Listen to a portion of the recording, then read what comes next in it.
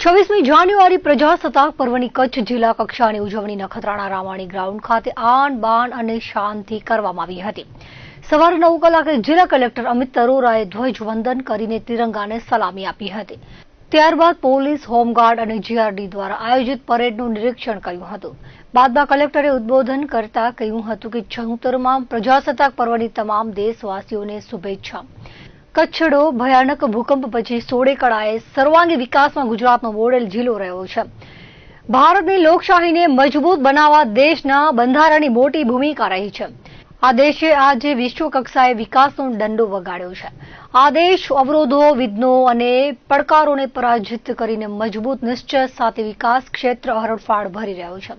ત્યારે ગુજરાત દેશનો વિકાસ ક્ષેત્રે મોડલ રાજ્ય છે, પણ કચ્છ રાજ્યનો વિકસિત જિલ્લો બની રહ્યો છે। રણ, દરિયો અને ડુંગરની અનોખી તાસીર ધરાવતો આ જિલ્લો ભયાનક ભૂકંપ પછી વિકાસની નવી ઊંચાઈ સર કરી રહ્યો છે।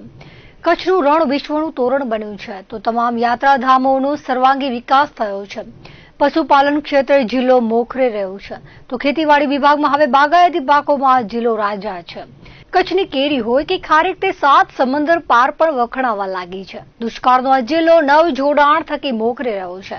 આરોગ્ય ક્ષેત્રે, શિક્ષણ ક્ષેત્રે, ઔદ્યોગિક ક્ષેત્રે આ જિલ્લો હંમેશા અન્ય જિલ્લાઓને પ્રેરણા આપતો રહ્યો છે। કેન્દ્ર, રાજ્ય સરકારની તમામ ક્ષેત્રના વિભાગો માટે લોકો માટે વિકાસલક્ષી ગ્રાન્ટો ઢગલાબંધ આપી છે। ગરીબો, પીડિતો, શોષિતોના, વંચિતોના વિકાસ માટે સરકાર હંમેશા તેમની સાથે રહી છે। તમામ ક્ષેત્રના વિભાગોમાં તેમણે આંકડાકીય માહિતી સાથે જણાવ્યું હતું કે કચ્છ વિકસિત ભારતમાં કચ્છ સિરમોર રહ્યો છે।